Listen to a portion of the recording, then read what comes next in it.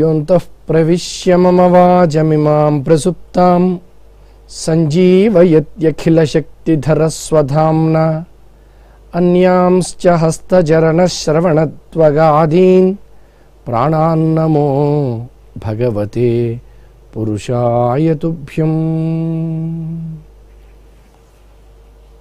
పరమ పవిత్రమైన మాసం కార్తీక మాసం. కృత్తిక నక్షత్రాధిపతి అగ్ని దేవతను ఆరాధించుకునేటువంటి మాసం కార్తీక మాసం.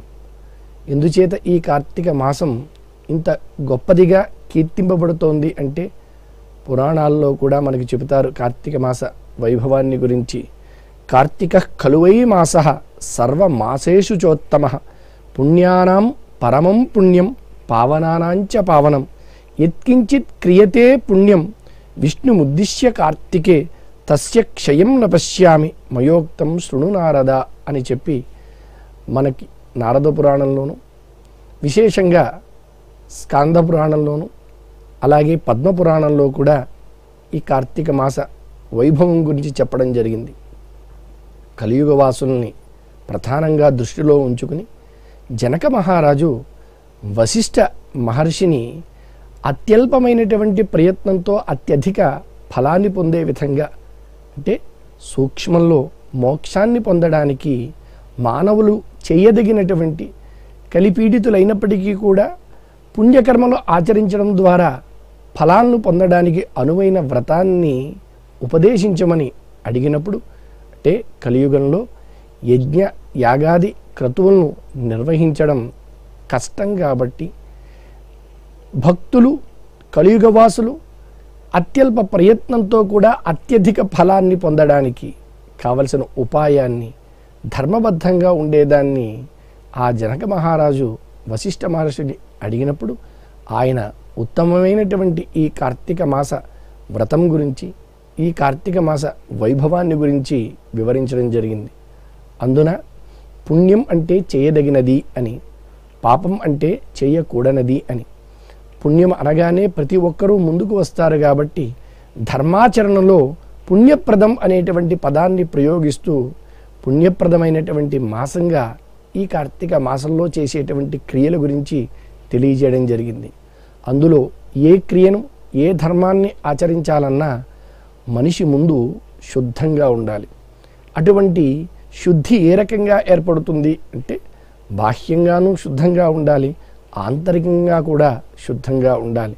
ముందు బాహ్య శుద్ధితో దైనందిన జీవితం ప్రారంభమవుతుంది కాబట్టి ఆ శుద్ధి స్నానం ద్వారా మనం నిర్వర్తించుకుంటాం కాబట్టి కార్తీక మాసంలో స్నానాచరణకు చాలా గొప్పదైనటువంటి విషయంగా పేర్కొనడం జరిగింది. అంటే కార్తీక మాసంలో చేసేటువంటి స్నానం ఏ సమయంలో చేయాలి, ఏ సమయంలో చేయడం ద్వారా మానవులు తరింపబడతారు, నిజమైనటువంటి శుద్ధిని పొందుతారు అంటే అన్ని మాసాలలో కూడా సూర్యోదయాత్ ప్రాక్ ముందు స్నానం ఆచరించాలని చెప్పిన కార్తీక మాసంలో విశేషంగా మనం నదులలో కానీ తటాకాల్లో కానీ కూపాల్లో ఉండేటువంటి జలాలతో బ్రాహ్మీ ముహూర్త సమయంలో స్నానం చేయాలి అని చెప్పడం జరిగింది. ఏమిటండి బ్రాహ్మీ ముహూర్త సమయంలో ఈ నదుల్లో తటాకాల్లో స్నానం చేయడం వల్ల ఫలితము అంటే, ఒకటి మనకు ఈ కార్తీక మాసంలో స్వామివారు అంటే విష్ణువు అన్ని జలాలలో కూడా ఆవహింపజేసి ఉంటారు అని చెప్పి ఒక ప్రతీతి పురాణాల ప్రకారంగా. అదే కాకుండా వైజ్ఞానిక పరంగా ఆరోగ్యపరంగా కూడా చూసినట్లయితే కృత్తిక నక్షత్రం యొక్క కాంతులు ఏవైతే ఉన్నాయో ఆ కాంతులు అంటే ఆ అమృత కిరణాలు, నక్షత్రం యొక్క అమృత కిరణాలు మనకు ఈ బ్రాహ్మీ ముహూర్త సమయంలో ప్రతి జలాశయాల్లో జలం ఉన్న ప్రతి చోట కూడా చక్కగా ప్రసరించి అవి మనకి ఆరోగ్యాన్ని అందిస్తాయి అని. అంటే బ్రాహ్మీ ముహూర్త సమయంలోనే స్నానం చేయాలా? చాలామంది అంతకన్నా ముందే మేము అర్ధరాత్రి 2 3 స్నానం చేశామండి అంటే అది ధర్మపరంగా కూడనటువంటి పని. ఎందుకు అంటే మనకు అటు భారతాన్ని పరికించినా భాగవతాన్ని పరికించినా కూడా ప్రధానంగా భాగవతంలో మనకు ఒక ఐతిహ్యం కూడా కనబడుతుంది. నందుడు ఏకాదశి ఉపవాస దీక్షను చక్కగా ఆచరించి ఆ రాత్రి ఉపవాస దీక్ష చేయడం చేత నిద్ర పట్టక, మరి ఆనాటి కాలంలో కాలాన్ని పరిగణన చేయాలి అంటే ఆకాశంలో ఉండేటువంటి నక్షత్రాలను చూసే పరిగణన చేసేవారు కాబట్టి ఆయన నిద్ర పట్టక కొంచెం భ్రమకు లోనయ్యి తెల్లవారింది అనేటువంటి ఉద్దేశ్యంతో యమునా నదిలోకి స్నానానికి ప్రవేశించారట. వెంటనే రాక్షసులు ఆయన్ని వరుణలోకానికి తీసుకువెళ్ళిపోయారు. తెల్లవారింది, నందుడు కనబడలేదు. నందగోపాలం అంతా కూడా ఆందోళనతో ఉన్నారు. అప్పుడు శ్రీకృష్ణ పరమాత్మ, ఆయన పరమాత్మ కాబట్టి జరిగినటువంటి విషయం పరికించి తెలుసుకుని వరుణలోకానికి వెళ్ళి తిరిగి తన తండ్రిని తీసుకువచ్చాడట. మరి ఇక్కడ నందుడు చేసినటువంటి తప్పిదం ఏమిటి? ఆయన ఎవరిని హింసించలేదే, స్నానానికనే వెళ్ళాడే అంటే ఆ సమయం అది మానవులు స్నానం చేయడానికి నిర్దేశించిన సమయం కాదు. కాబట్టి యక్ష, రాక్షస, అదేవిధంగా గంధర్వులందరూ కూడా తిరిగేటువంటి సమయం వాళ్ళకి నిర్దేశించిన సమయం. కాబట్టి మనం ఎప్పుడు స్నానం చేయాలి అంటే సూర్యోదయాత్ ప్రాక్ ఉండేటువంటి బ్రాహ్మీ ముహూర్తం, అంటే సుమారుగా మన గణంలో చూసుకుంటే ఒక 2 ముహూర్త కాలాలు 48 నిమిషాలంటే గంటన్నర, అంటే 6 గంటలకు సూర్యోదయం అవుతుంది అని భావిస్తే 4:30 తర్వాత చేసేటువంటి స్నానం ఏదైతే ఉందో అది మనకి పుణ్యప్రదం, ధర్మబద్ధంగా మనకు నిర్దేశించినటువంటిది. ఇదే మనకి భారతంలో కూడా పాండవులు నదీ తీరంబట వెళుతున్న సమయంలో అంగారపర్ణుడు అనేటువంటి ఒక గంధర్వుడు వారిని అడ్డగించి, ఈ రాత్రి సమయంలో ఈ నదీ తీరంలో ఇదంతా నా రాజ్యము, మేము విహరించేటువంటిది, మీరెలా విహరిస్తారని ప్రశ్నించి వారిరువురి మధ్య కూడా వాదోపవాదాలు, చివరికి యుద్ధం జరగడం, వారు బాలుషాతీతులు కాబట్టి పాండవులు అతన్ని ఓడించడం, చివరకు అతడు వారి యొక్క పరాక్రమానికి మెచ్చి చాక్షుషీ విద్యను ప్రసాదించడం, అలాగే వారికి ధౌమ్యుడనేటువంటి పురోహితుని సూచించడం, ఇవన్నీ అక్కడ ఉండేటువంటి ఇతివృత్తాలు. అక్కడ కూడా నదీ పరిసర ప్రాంతాల్లో మానుష రూపంలో సంచరించడం చేత గంధర్వులు అడ్డగించడం. అంటే మనం ఎప్పుడు నదిలో కానీ తటాకాల్లో కానీ స్నానం చేయాలి అన్నది కూడా చక్కగా నిర్దేశించి, అందున కార్తీక మాసంలో బ్రాహ్మీ ముహూర్త వేళ స్నానం చేయడం ద్వారా ఆరోగ్యం కూడా సంతరించుకుంటుంది. శరీరమాద్యం ఖలు ధర్మ సాధనం అని చెప్పారు కాబట్టి మనం ఏ క్రియను ఆచరించాలన్నా అందులో విశేషంగా ఈ కార్తీక మార్గశిర మాసాలు రెండింటినీ కూడా మనకు పూర్వీకులు మలమాసంగా చెబుతారు. అంటే అనారోగ్యాలు ఎక్కువ వచ్చేటువంటి మాసాలు ఇవి. దేని ద్వారా అంటే శుద్ధి లేకపోవడం ద్వారా, శుద్ధి అయినటువంటి వస్తువులను స్వీకరించకపోవడం ద్వారా ఆహారంగా. అంటే ఈ 2 మాసాలలో కూడా మానవులు సరైనటువంటి క్రియను, అంటే ఏ రకమైన క్రియను అంటే ఉండే శుద్ధి ప్రక్రియలో ఒకటి, అలాగే స్వీకరించేటువంటి ఆహార పదార్థాలలో నియమాలను ఆచరించినట్లయితే అనారోగ్యం పాలు కాకుండా ఉంటారు, ఆరోగ్యవంతులుగా ఉంటారు. ఆరోగ్యంగా ఉన్నప్పుడే మనం చేయవలసినటువంటి కర్తవ్యాలను మనం చక్కగా చేయగలుగుతాము అనే ఉద్దేశ్యంతోనే ఈ కార్తీక మాసంలో విశేషంగా శుద్ధి కోసం స్నానాచరణ, అదేవిధంగా మనకు అధ్యాత్మ విద్య జ్ఞానం కలగడం కోసం స్నాన అనంతరం చేయవలసినటువంటి క్రియ గురించి చెబుతూ దీపదానం కూడా ఎంతో విశేషంగా చెప్పడం జరిగింది. ఈ కార్తీక మాసం మనం ముందుగా చెప్పుకున్నట్లుగా కృత్తిక అనగానే అది అగ్ని ప్రధానమైనటువంటి నక్షత్రం. ఆ నక్షత్రాధిపతి అగ్నిదేవుడు కాబట్టి ముందు ఆ అగ్నిదేవుని చక్కగా ఆరాధించడం, ఆ అగ్నిదేవుని ద్వారా మనకి ప్రధానమైనటువంటి, మనలో కూడా జఠరాగ్ని ఉంది అంటాం కాబట్టి ఆ అగ్నిదేవుణ్ణి ఆరాధించే ప్రక్రియ ఈ కార్తీక మాసంలో మనం నిర్వర్తించుకోవడం. దీపదానం అంటే దీపాన్ని ప్రదానం చేయడం, అంటే వెలిగించడం. దీప ప్రజ్వలనం ద్వారా ఆ అగ్నిదేవుని, అదేవిధంగా ఆ పరమాత్మని కూడా చక్కగా పూజించడం మనకి ఈ కార్తీక మాసంలో పురాణాలలో చెప్పినటువంటి విషయం. ఆ దీప ప్రజ్వలన చేయడం ద్వారా, దీప జ్యోతి ప్రజ్వలనలో కలిగేటువంటి కాంతి వల్ల మనకు కలిగే ప్రయోజనాలను కూడా ఎంతో చక్కగా పురాణాలు వివరిస్తూ ఉన్నాయి. ఈ కార్తీక మాసంలో దీప ప్రజ్వలనం, దీపదానం చాలా విశేషంగా చెప్పడం జరిగింది. దీపం జ్యోతి పరం బ్రహ్మ, దీపం సర్వతమోపహం, దీపేన సాధ్యతే సర్వం, సంధ్యాదీప నమోస్తుతే అంటూ, అలాగే యాదేవీ సర్వభూతేషు కాంతి రూపేణ సంస్థిత, నమస్తస్యై నమస్తస్యై నమస్తస్యై నమో నమః అని చెప్పి దీపం పరమాత్మకు ప్రతిరూపంగా కొలవడం, మన సంస్కృతిలో దీపానికి విడదీరైనటువంటి ఒక సంబంధం కూడా ఉంది. పంచభూతాత్మకమైనటువంటి సృష్టికి ప్రతీకగా దీపాన్ని వర్ణించడం జరిగింది. ఆ దీపం మట్టి ప్రమిద భూతత్వానికి, తైలం జలతత్వానికి, ఒత్తి ఆకాశతత్వానికి, వెలగడానికి కదలాడే గాలి వాయుతత్వానికి, జ్యోతి అగ్నితత్వానికి ప్రతీకలుగా వర్ణించారు.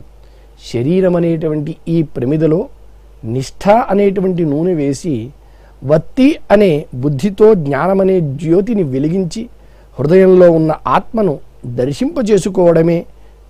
దర్శింపచేసుకోవడానికి చేసే ప్రయత్నమే దీపారాధనలో ఆంతర్యంగా మనకి చెబుతారు.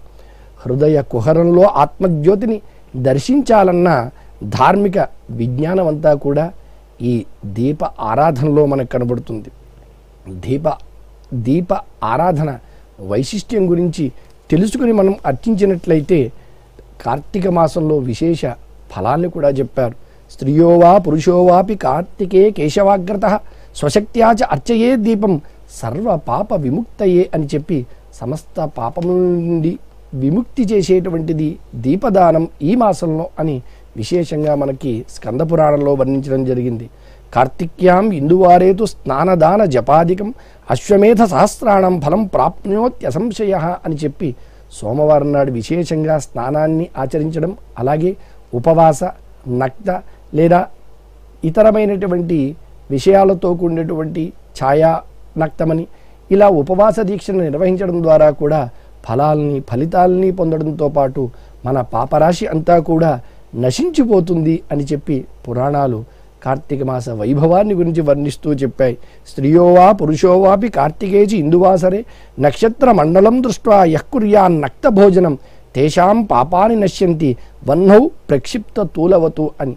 అగ్నిలో పడినటువంటి దూది ఏ రకంగా అయితే భస్మమైపోతుందో అదేవిధంగా మనం కార్తీక మాసంలో ధర్మబద్ధంగా ఆచరించేటువంటి నియమబద్ధంగా ఆచరించేటువంటి ఈ పుణ్య క్రియల వల్ల మన పాపపు రాశులన్నీ కూడా భస్మమైపోతాయి అని చెప్పి తెలియజేస్తూ ఉన్నారు. అందుచేతనే దీపేన లోకాంచయతి దీపస్తేజోమయ స్మృత చతుర్వర్గ ప్రదో దీప తస్మాత్ దీపం యజేత్ ప్రియే అని చెప్పి మనకు పార్వతీదేవికి ఈ దీపం గురించి పరమాత్మ చెప్పినట్టుగా కూడా పురాణాల్లో తెలుస్తూ ఉంది. దీపజ్యోతి శారీరక మానసిక ఆధ్యాత్మ వికాసానికి దోహదపడుతుంది అని ఉద్దేశ్యంతోనే తిరుపతి దేవస్థానం వారు కూడా అనేక చోట్ల ఈ దీపోత్సవ కార్యక్రమాలను కూడా నిర్వహిస్తూ ఉన్నారు. నిర్వహించడంతో పాటు ఎవరైతే ఈ దీపోత్సవంలో పాలు పంచుకుని అక్కడ చెప్పేటువంటి ఆ శ్లోకాన్ని పఠించడం ద్వారా కేవలం మానవాళికే కాదు జంతులోకానికి అందరికీ కూడా ముక్తిని ప్రసాదించేటువంటి మాసంగా దీన్ని కీర్తిస్తూ వైభవోపేతంగా కార్యక్రమాలన్నీ కూడా నిర్వహింపజేస్తూ ఉన్నారు. ఆ సమయంలో కీటాః పతంగాః మశకాశ్చ వృక్షాః జలే స్థలే ఏ నివసంతి జీవాః దృష్ట్వా ప్రదీపం న జన్మ భాగినః భవంతి తత్వం స్వపజాహి విప్రాః అని చెప్పి ఈ శ్లోకాన్ని చక్కగా పారాయణ చేసినట్లయితే ఎవరైతే దీపాన్ని కార్తీక మాసంలో చూస్తారో వారికి జన్మరాహిత్యం అంటే మళ్ళీ జన్మంటూ ఉండదని కూడా దీప వైశిష్ట్యం గురించి చెప్పడం జరిగింది. ఇలా కార్తీక మాసంలో విశేషంగా స్నానాచరణ గురించి, అదేవిధంగా దీపదానం గురించి, దీప ప్రజ్వలనం గురించి, అలాగే తులసీదేవిని అర్చించడం, విశేషంగా ఉసిరిక ధాత్రీదేవిని పూజించడం, దామోదర వ్రతాన్ని ఆచరించడం, ఏ వ్రతాలు ఆచరించాలి ఈ కార్తీక మాసంలో, ఏ పర్వదినాలు ఉన్నాయని కూడా మనకు ఇతిహాసంలో పురాణాల్లో కూడా చక్కగా తెలియజేశారు. మనకి ప్రారంభంలోనే బలిపాడ్యమి అని, అలాగే యమద్వితీయ అని, దాన్నే భగిని హస్త భోజనం అని చెప్పి, త్రిలోచన గౌరీవ్రతం, నాగుల చవితి, నాగపంచమి, స్కందషష్ఠి ఇలా విశేషంగా మనకు ఈ కార్తీక మాసంలో పర్వదినాలు కానవస్తాయి. అందులో ప్రబోధన ఏకాదశి, క్షీరాబ్ది ద్వాదశి, కార్తీక పూర్ణిమ పున్నమి ఇవి చాలా ముఖ్యమైనటువంటి పర్వదినాలు. అలాగే ఈ కార్తీక మాసంలో చేయదగినటువంటి వ్రతాలు కూడా చెప్పారు మనకి. శ్రీ తులసీధాత్రి సహిత దామోదర వ్రతాన్ని, ఉమాసహిత శంకర వ్రతాన్ని, శివసోమవార వ్రతాన్ని, క్షీరాబ్ది ద్వాదశి వ్రతం, కేదారేశ్వర వ్రతం, శ్రీ రాధాదామోదర వ్రతం, వృషోత్సర్జనం, జ్వాలాతోరణం, అర్ధనారీశ్వర వ్రతం, కార్తికేయ వ్రతం, విష్ణు త్రిరాత్ర వ్రతం, చాతుర్మాస్య దీక్ష విరమణం కూడా ఈ మాసంలోనే మనకి కనబడుతూ ఉంటుంది.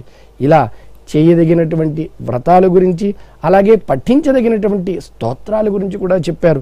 ఈ మాసంలో వామన స్తోత్రాన్ని, అలాగే మార్కండేయకృత శివస్తోత్రాన్ని, అర్ధనారీశ్వర స్తుతిని, సుబ్రహ్మణ్యాష్టకాన్ని, శ్రీకృష్ణాష్టకాన్ని, సూర్యస్తుతిని, గణేశస్తుతిని, అదేవిధంగా దశావతార స్తుతిని, దామోదర స్తోత్రాన్ని, బిల్వాష్టకాన్ని, మృత్యుంజయ మహామంత్ర జపాన్ని, విష్ణు స్తోత్రాన్ని, శివపంచాక్షరి స్తోత్రాన్ని ఈ మాసంలో విశేషంగా గణేశుణ్ణి, అదేవిధంగా శివుణ్ణి, విష్ణువుని, సుబ్రహ్మణ్యేశ్వర స్వామి, సూర్యుణ్ణి వీరందరినీ కూడా ఆరాధించడం చాలా గొప్ప విషయంగా మనకి నారద పురాణం కూడా తెలియజేస్తోంది. ముఖ్యంగా మనం చెప్పుకున్నాం ఈ మాసంలో ఆహార నియమాలు కూడా చాలా జాగ్రత్తగా పాటించాలి అని. కాబట్టి ఈ మాసంలో ఏదైతే సాత్వికతను అందించేటువంటి, సత్వగుణాన్ని అందించేటువంటి ఆహార పదార్థాలు ఉంటాయో వాటిని మాత్రమే స్వీకరించాలి అని కూడా. కాబట్టి ఈ మాసంలో రజస్తమో గుణాల్ని అభివృద్ధి చేసేటువంటి, పెంపొందింపజేసేటువంటి పదార్థాలను స్వీకరించకుండా ఉండాలి. సత్వమైనటువంటి ఆహారాన్ని, అంటే వీలైనంత మాత్రం మనకు ఏ రకమైనటువంటి హాని చేయనటువంటి ఆహార పదార్థాలని స్వీకరించమని కూడా చెప్పారు. శివారాధనం, కేశవారాధనం, శక్త్యుపాసనం, గణేశార్చనం, సూర్యార్చనం, సంవత్స గోపూజనం, వృషభ పూజ, అశ్వత్థ పూజ, వటపూజ, తులసీ పూజ, ధాత్రీ పూజనం, గంగానదీ పూజనం, జలస్థాన పూజనం, ఇవన్నీ కూడా పూజింపదగినటువంటి దేవతామూర్తులుగా మనకి ఇందులో చెప్పారు. అందులో విశేషంగా మనం చేయవలసినటువంటిది ఈ కార్తీక మాసంలో ప్రాతః స్నానం చేయడం, అంటే సూర్యోదయాత్ పూర్వము బ్రాహ్మీ ముహూర్త సమయంలో, అలాగే దీప ప్రజ్వలనం, దీపదానాన్ని చేసుకోవడం. విశేషంగా కార్తీక మాసంలో ప్రదోష వేళ, అంటే చీకటి పడడానికి ముందు వేళ శివుడి గుడికి కానీ విష్ణువు గుడికి కానీ వెళ్ళి అక్కడ దీపారాధన చేయడంతో పాటు ఆ విష్ణు సంబంధమైనటువంటి పురాణాలని కూడా చక్కగా, శివ సంబంధమైనటువంటి గాథలన్నిటినీ కూడా ఆలకించడం ద్వారా కూడా పుణ్యం లభిస్తుంది అని చెప్పారు. కాబట్టి నిత్యము మనం ఈ మాసమంతా కూడా శుచిగా ఉంటూ దీపారాధన కైంకర్యాన్ని చక్కగా నిర్వహింపచేసుకుంటూ ఉపవాస దీక్షను ఆచరిస్తూ, లేదా ఓపిక ఉన్నవారు ఒక పూట భోజనం చేయడం, లేదా వారి యొక్క ఆరోగ్య స్థితిని అనుసరించి ఉపవాసము అంటే ఉపసమీపే వాసం నివాస, అంటే ఎవరికి భగవంతునికి దగ్గరకు అయ్యే విధంగా చేసేటువంటి దీక్షకి ఆ పేరు. కాబట్టి భగవత్ తత్వాన్ని నిరంతరము స్మరిస్తూ మన బుద్ధి, మన మనస్సు ఎప్పుడూ కూడా ఆయన పాదాల చెంత ఉండే విధంగా నియమాలను పాటిస్తూ ఎవరైతే ఈ కార్తీక మాసంలో అత్యధికమైనటువంటి వ్యయంతో కూడినవన్నీ ఏవి ఇందులో లేవు, మన దగ్గర మన చెంతను ఉండేటువంటి ద్రవ్యాలతోనే ఆ స్వామిని పూజించినట్లయితే మనకు ఈ హరిహరాత్మక మాసంలో అటు హరికి హరుడకు కూడా ప్రీతికరమైనటువంటి మాసంలో మనము అద్భుతమైనటువంటి ఫలితాల్ని పొందవచ్చు అనే సదుద్దేశ్యంతోనే తిరుమల తిరుపతి దేవస్థానం వారు హిందూ ధర్మ ప్రచార పరిషత్ సౌజన్యంతో వారి ఆధ్వర్యంలో శ్రీ వెంకటేశ్వర భక్తి ప్రసార మాధ్యమంగా కూడా మనకు కార్తీక మాసంలో జరిగేటువంటి ప్రతి క్రియను కూడా మన గుడి కార్యక్రమం ద్వారా ఆంధ్రప్రదేశ్లో ఉండేటువంటి 26 జిల్లాల్లో ఉన్నటువంటి దేవాలయాల్లోనూ, అదేవిధంగా తెలంగాణ ప్రాంతంలో ఉన్నటువంటి 33 జిల్లాల్లో ఉండేటువంటి దేవాలయాల్లోనూ ఈ వైభవోపేతమైనటువంటి వ్రతాలకు సంబంధించి, స్వామివారి గాథలకు సంబంధించినటువంటి హరికథా కాలక్షేపాలను, పురాణ ప్రవచనాలను, అదేవిధంగా వ్రతాలు అన్నిటినీ కూడా నిర్వహింపజేస్తూ ఉన్నారు. విశేషంగా మనం ప్రతిరోజు ప్రాతకాలంలో ఆ స్వామివారికి జరిగేటువంటి అభిషేకాది కార్యక్రమాలు వీక్షిస్తూ ఉన్నాం. ప్రత్యేకంగా చేసేటువంటి వ్రతాలను కూడా శ్రీ వెంకటేశ్వర భక్తి ప్రసార మాధ్యమంలో వీక్షిస్తూనే ఉన్నాం. అలాగే దివ్య వైభవంగా చేసేటువంటి దీపోత్సవాలను కూడా తిలకించబోతూ ఉన్నాం. ఇలా నిరంతరము ఈ హైందవ ధార్మిక కార్యక్రమాల్లో పాలు పంచుకొని మన వంతుగా మనం కూడా మన శక్తి కొలది ఆ స్వామిని వేడుకున్నట్లయితే, అర్చించినట్లయితే, ప్రార్థించినట్లయితే పరిపూర్ణమైనటువంటి ఫలితాన్ని అందించే ఈ కార్తీక మాసాన్ని మనం సద్వినియోగం చేసుకున్న వాళ్ళం అవుతామనేటువంటి సదుద్దేశ్యంతోనే ఇటువంటి ధార్మిక కార్యక్రమాలన్నిటినీ కూడా తిరుమల తిరుపతి దేవస్థానం వారు ఏర్పాటు చేయడం జరిగింది. కాబట్టి మనందరము వారి నిర్వహించేటువంటి కార్యక్రమాల్లో భాగస్వాములు అవుదాం. మనకి పొందేటువంటి ప్రయోజనాల్ని పొందే విధంగా పరిపూర్ణంగా త్రికరణ శుద్ధిగా ఆ పరమాత్మని మనం పూజించుకుందాం, అర్చించుకుందాం, సద్గతిని పొందుదాం. తురీయ పురుషార్థమైనటువంటి మోక్షానికి సోపాన మార్గాన్ని నిర్మించుకుందాం. ఓం నమో వెంకటేశాయ. స్వామి బోధానంద గోసేవ ఆశ్రమం, సైథాపూర్. జ్యోతిష్యం, వాస్తుశాస్త్రం మన పూర్వీకులు మనకిచ్చిన వరం. దుర్గాదేవి, కాలభైరవ ఉపాసనతో వాక్సిద్ధి పొందిన శ్రీ శ్రీ బోధానందగిరి స్వామివారు మీకు ఎలాంటి సమస్యలున్నా, వాటిలో ముఖ్యంగా ధన నష్టం, ఆరోగ్య నష్టం, భార్యాభర్తల మధ్య గొడవలు, ప్రేమించుకున్న వారు దూరం అవడం, ఎన్ని సంబంధాలు వచ్చినా పెళ్లి ముడి పడకపోవడం, రోడ్డు ప్రమాదాలు, అప్పుల బాధలు, వ్యవసాయంలో నష్టాలు, పెద్దల మాట పిల్లలు వినకపోవడం, ఆరోగ్య శాంతి, గృహశాంతి, మనశ్శాంతి లేకపోవడం, ఇలాంటి సమస్యలు ఉన్నట్లయితే ఒక్కసారి స్వామీజీని కలవండి. మీ సమస్యలకు తగిన పరిష్కారాన్ని పొందండి. అంతేకాక అన్ని రకాల వ్యాధులకు గోపంచకవ్య మరియు మూలికా వైద్యం చేయబడును. నమ్మకంతో రండి, ఆయురారోగ్యాలతో వర్ధిల్లండి. మా అడ్రస్ స్వామి బోధానంద గోసేవ ఆశ్రమం, సైథాపూర్, వీరభద్రస్వామి గుడి దగ్గర, యాదగిరిగుట్ట. సంప్రదించవలసిన నెంబర్ 9849213754 మరియు 9618034138.